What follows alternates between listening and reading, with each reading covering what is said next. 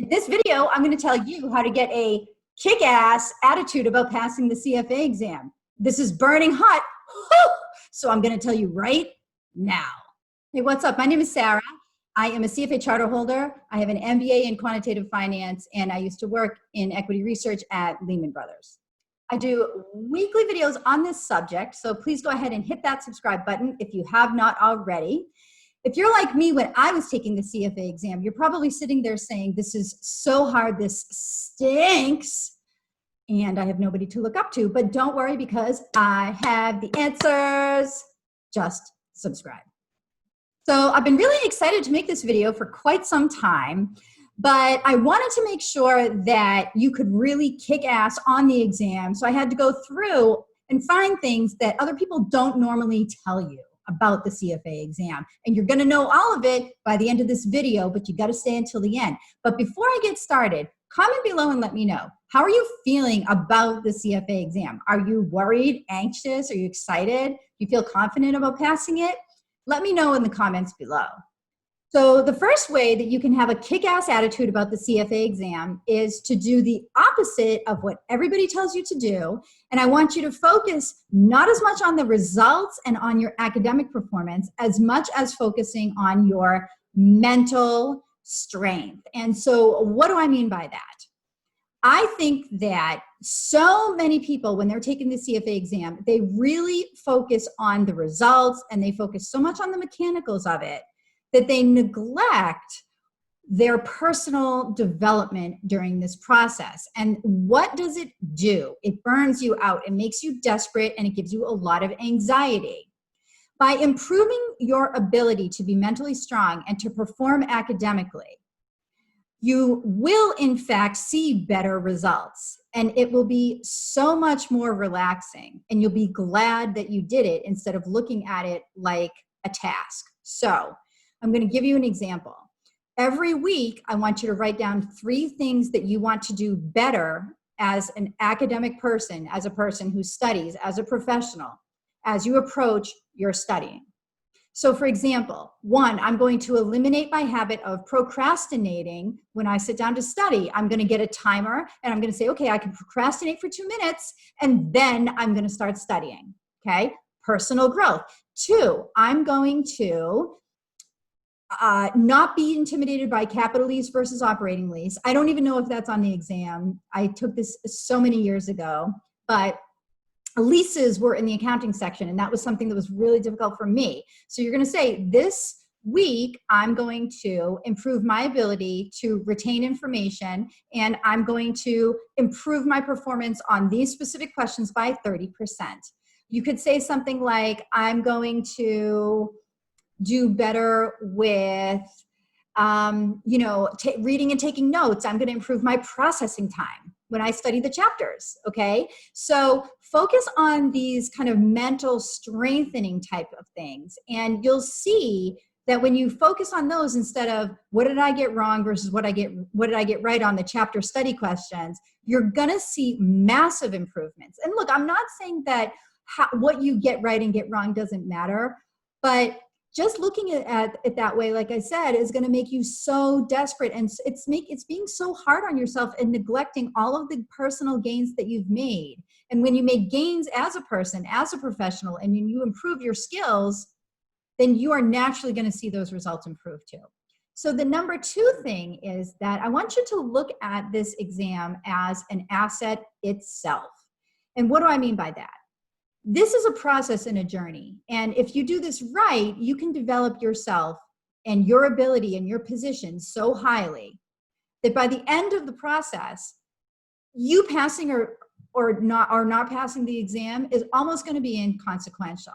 You have to look at your investment of time as exactly that, a valuable investment. And you want to see value from day 1 in this whole CFA process. So many people look at the CFA exam as a 0 coupon bond. You know a 0, right? You invest a certain amount and then you wait, and then at the end, at maturity, you just get back the face value and you make the difference between what you invested and what you got.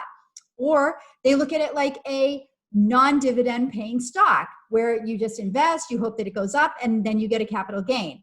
I want you to look at these investments entirely differently. I want you to look at this investment of time that you're making in the CFA exam as a high coupon bond, okay, like a high yield bond. I want you to look at it as a high dividend stock. I want you to constantly be reaping dividends and interest along the journey.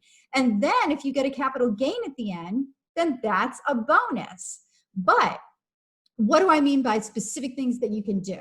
Well, have you ever thought trying to network with your CFA exam peers? The CFA exam is a tremendous opportunity to meet people. Meet people on exam day. Meet people while you're studying. Meet people through CFA groups. There's so much networking value that comes out of this because CFA candidates, not even CFA charter holders, but CFA candidates naturally have a bond one to the other because of what a strenuous thing that we're all going through, you're all going through together. So don't neglect the CFA community. The other thing is there's a whole community of analysts out there that you can get to know. Maybe analysts that have gone through this and have passed it. So many CFA charter holders will be willing to talk to you just because you are in the CFA process. Like I said, it's almost like a brand that they're going to see having something in common with them. So it doesn't even have to just be with the CFA community. There are so many ways that you can get the dividends and interest from this investment of time that you're making. And I want you to focus on the fact that you have only gained and make tangible efforts to reap those investments throughout the process, and it will be way healthier. And then the third thing is have an attitude of abundance. Now, again, I know this is not what everybody tells you. Everyone focuses so much on, okay, here's the process. You got to go take the exam. You got to pass it. And then you got to pass level 2. Then you got to pass level 3. Then you got to get the charter. And then you got to go get the equity analyst job. And then you got to go get to be a portfolio manager. Listen to me. There are so many different ways to accomplish a goal. Be creative and understand that at the end of the day, the books and what it says on paper matters, but what matters even more is your ability to be a person that is relatable, that people can communicate with, and even more importantly, is to be visible. And especially now, because I'm taping this in the middle of the worldwide pandemic, okay? There is an abundance of jobs. There is an abundance of opportunity. How good are your internet skills? Do you even know what the credentials are of the jobs that you're looking for? Is the CFA a completely necessary credential? I know that for a lot of the jobs, I mean, I used to work in the industry, and I can tell you that my CFA skills, I didn't feel like there was a one-to-one overlap or a 100% application. It was not a one-to-one correlation, y'all, okay? So if you're not even going to use everything you learn in the CFA curriculum anyways, then what does that mean? It means that there are skills out there that you're going to need that are not going to come from the CFA. Have an attitude of abundance, y'all. I want you to think of it this way. I want you to say a mantra to yourself. I want you to say that if you pass it or fail it, it won't make a difference to your career. That's a totally healthy way to look at it, that I could pass it or I could fail it and walk away and never do this CFA stuff again. And it wouldn't matter to me because I'm going to be fine either way in accomplishing my goal. There are so many different ways for me to achieve my objective. The CFA is not the only way. Now, I know that this is not what you're used to hearing because everybody wants to sell you on the Schwezzer course. And no offense to Schwezzer, it's a great program. I used it myself, right? Or everyone wants to sell you on getting the job the certain way. And then you have to go work at this firm and that firm. Your career path is specific to you, and I'm going to be posting more videos about that in the future, but you really have to do some soul searching and figure out what are all the possibilities for how I could achieve my goal. What is my goal? How well do I understand myself, my goal, and the methods that I need to use to get to it? So that's it for the 3 things that you should do to have a kick-ass attitude about passing the CFA exam. I hope that you've enjoyed my video, and just please comment below and let me know. What did you like most about the 3 things that I proposed? Did you like the idea of the CFA being a mental challenge and improving yourself psychologically? Did you like the idea about the CFA being an asset and reaping the benefits of that asset? Did you like the idea about the attitude of abundance? Which one did you like the best? Comment below and let me know. And I would love to have you here with me for future videos on passing the CFA exam and getting your financial dream job.